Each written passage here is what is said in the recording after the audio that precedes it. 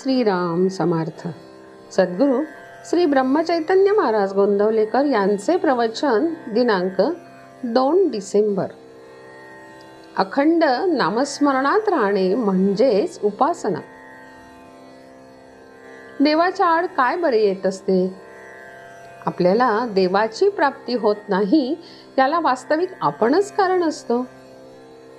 आपण लोकांना त्याबद्दल दोष देत असतो, पण इतर लोक त्याच्या आड येत नसून आपण स्वतःच आड येत असतो हे थोडा विचार केला असताना समजून येईल.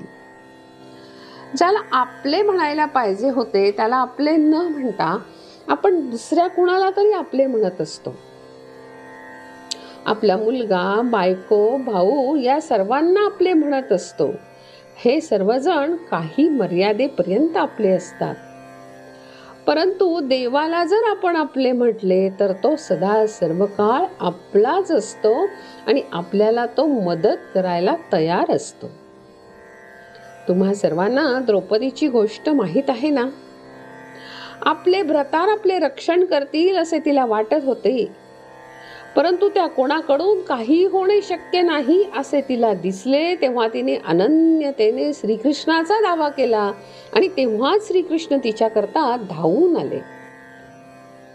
म्हणजे काय की आपण ज्याला आपले म्हणत असतो ते खरे आपले नसतातच.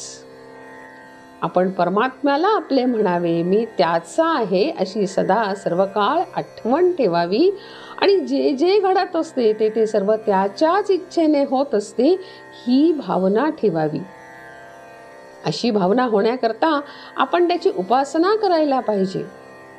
उपासना करणे म्हणजे तरी काय? आपण देवाचे आहोत आणि नेहमी त्याच्या सान्निध्यात आहोत असे वाटणे. असे वाटण्याकरता त्याच्या नामस्मरणात राहणे जरूर आहे. आपण त्याच्या नामस्मरणात राहिलो म्हणजे तो सदा सर्व काळ आपल्या जवळ राहतो.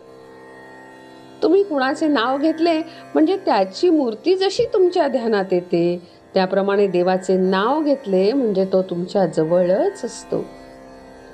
देव कसा आहे हे विचारले तर कसे सांगता येईल?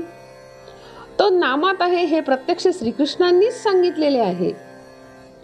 नाम हे त्याचे रूप म्हणून नामस्मरण केले म्हणजे देवाला तुमच्या जवळ येणेच भाग पडते. हे नामस्मरण कसे करावे? समर्थांनी सांगितले आहे की काहीच न करुनी प्राणी रामनाम जपे वाणी, त्याने संतुष्ट चक्रपाणी भक्ता लागी सांभाळी. आपण नाम घेताना काहीच करीत नाही का? आपण त्यावेळी संसाराची काळजी करीत असतोच ना. म्हणजेच त्यावेळी आपण आपला मीपणा ठेवून नामस्मरण करीत असतो.